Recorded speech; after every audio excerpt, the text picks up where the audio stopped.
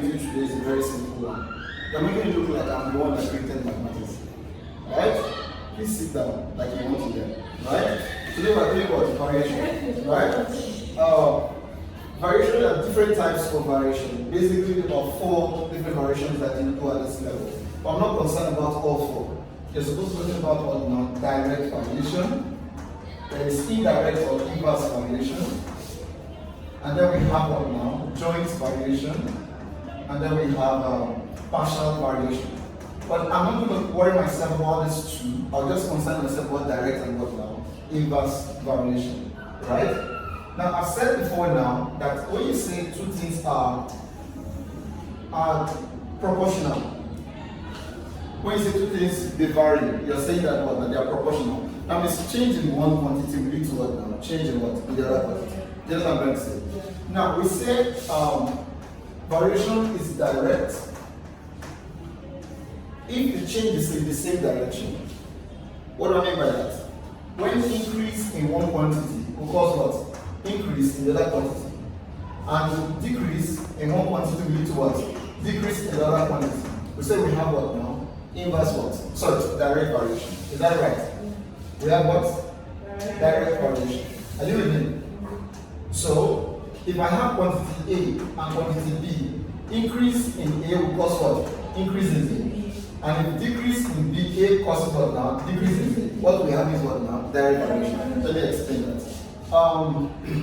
For example, the amount of money I have is directly proportional to the amount of possession I can what now? I can have. Is that so? The amount of money I have will be okay. Let me say the amount of people I can take care of will depend on my what now? My salary. Just that. So the more money I have, the more people I can what? Care for. The less money I have, the less people I can what now? Just what I'm going to say. So my salary and the number of people I can care for is a direct what now? Proportion. Is that okay? Is that alright? So let me give you an instance. And then when 2 things are directly proportional, this is how we represent them in mathematics. If I say A is directly proportional to B, this is how I'm going to write it. A is directly proportional to what? To B.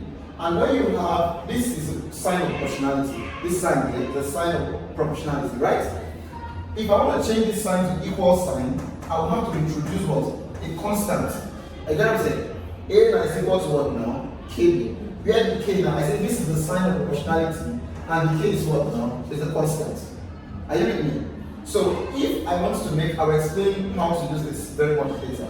If I want to find the value of K, if I take B to this side, it will become a denominator. Am I correct? So I can have that what? Or if I rearrange. If I rearrange this, I'll end up getting what? KB is equal to what? A. Am I correct? So if I take B to the other side, K will be equal to what? A over what now? Over B. Are you with me? So, anytime I have a direct proportion, I will end up getting what? A constant ratio. A over B. Are you with me? I'll show you how we use this. What if you take B on the other side? We take B to the other side. How do you know?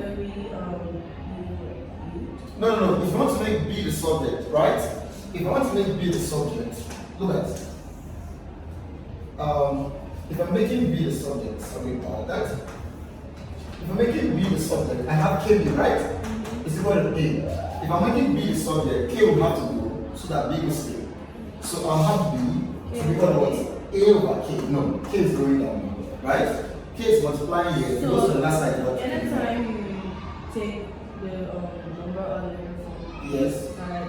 You'll always be able to. Yes, okay, now let me put that for you. Anytime you're taking a value from one side to the other, what you get is the inverse. Do you get what I'm saying? Let me let's try something. If I have positive value on one side, if it's going to the other side, it becomes what now? A negative value. Just like of an equation again. If I have a negative value on one side, it becomes what now? Positive on the other side of the equation. Are you with me? If I have a multiply, a multiple, you go to that corner, division. Do you understand? And then if I have division, I'll have to multiply what now on the other side. Are you getting it? Are you with me? So if I have something like 7 times 8 to give me what now? 56, right? If I'm taking 8 to this other side now, since 8 is multiplying here, 8 will what now? Divide by this side. So I have 7 is equal to what? 56 divided by what? 8, which is equal to what now? 7. Are you with me? If I had, let me say 40 divided by 5. Sorry, let me use 40 divided by 20 to give me 2, right? If I'm taking this division to the other side, it becomes what now? You're not paying attention. Okay, so it becomes what now? 40 becomes 2 times what? 20. Do you understand? If it's leaving one side to the other side, you get the inverse of it. Are you with me? Now, if I have, look at this, 48 over 16. 48 divided by 16 is what now? It's 3. Are you getting it? What's happening here? 16 is what? It's a denominator. If 16 goes to the other side, what will it become now? Numerator. Do you understand what I'm saying? Anytime you leave one side to the other side, it gets to become what now? Inverse. So here becomes 48 equals what now? 3 times what? 16. Because here 16 is the denominator, and that side 16 becomes what now? That would be 48.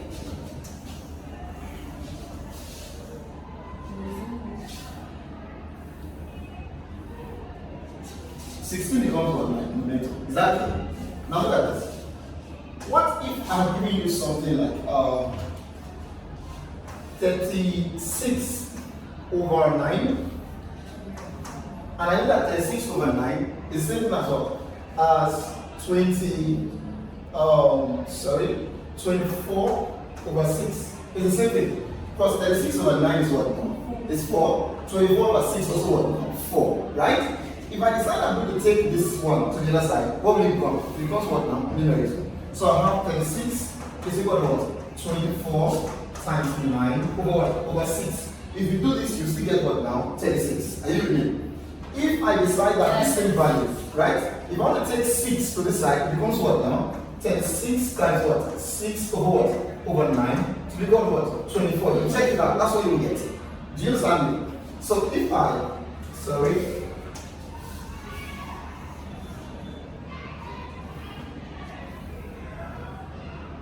okay, if I decide now to take this to the side, take this to the side, it works. Now look at this. I'm having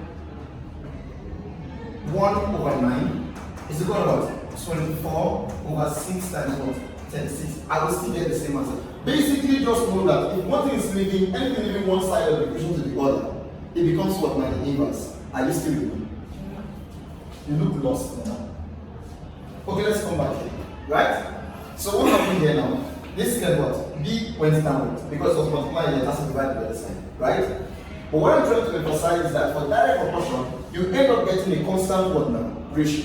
This means that A over B is what? That's constant. I'll show you what to do with it this time. Is that alright? Then if it's B, so this is if I'm looking for A, usually this is what I will use. If I'm looking for B, this is what I will use. Then if I'm finding what the constant, this is what I'm going to what? Use. Then later on, I'll show you that you're a science student. That makes it more beautiful.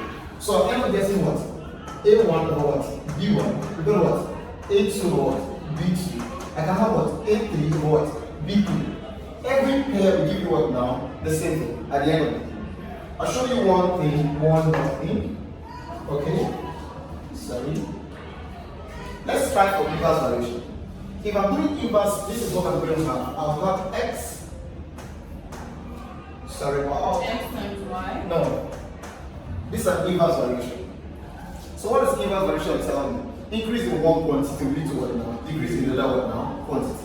Do you understand? Increase in one quantity will lead to decrease in what now? The other quantity. Okay. For example, if I have the number of girls, let X be the number of girls that are sweeping the compound, and then Y be the time taken. Okay, let me know this X and Y. Number of girls sweeping our time taken. Hello? Are you? If I increase the number of girls, what will happen to the time you take them to sweep? The time of, will it take them more time to sweep or less time to sweep? So increase in the number of girls, you need to what now? Decrease in the time taken to what? To sweep. What if I reduce the number of girls? What happens to the time? Increase, right? Yeah. So you do what now? An increase. So you see that this kind of variation is supposed to have what now? Inverse what? Variation. And this is how you express inverse variation. You know what the other one had? A is proportional to B. But in this case, I'm having what that X is proportional to what now? To 1 over what? So I can say that G is inversely proportional to what? To T. That's how I'm going to write it. Increasing 1, this is what now? Decreasing what? In the order. Is that right? So I've told you before now that if you want to, you have to change this sign of proportionality to what now? To equal sign. And if you're going to change the sign of proportionality to equal sign, you introduce what now? The constant. Very good. Follow it. So X will now be equal to what now? K over what? Over Y. Is that right? So if I rearrange, I get what now? K over Y is equal to what? X. Are you with me? Then since Y is dividing here, if it goes that way to what now? Multiply. Is that right? So I'll now have that K is equal to what? X1. Are you with me? Yeah. K is equal to what? You have to make it. Okay. I lost your method. So rearrange. Yeah. Alright. Let's go from rearrange quickly. Okay, I said rearrange, right? Yeah. For us to rearrange, what is happening?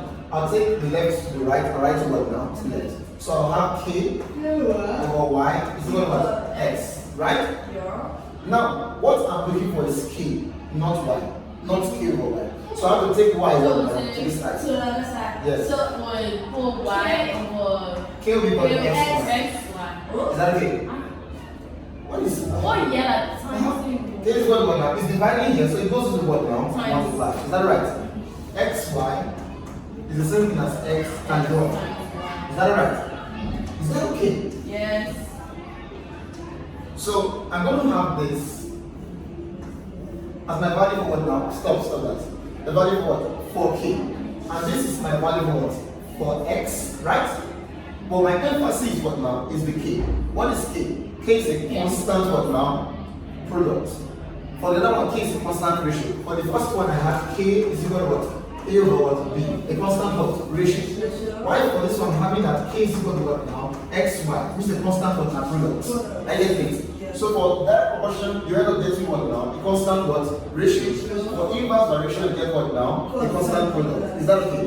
This is just the basics. Then when we start solving questions, I'm very, very sure that it will come very much more easily for you. Is that alright? Thank you. But I am really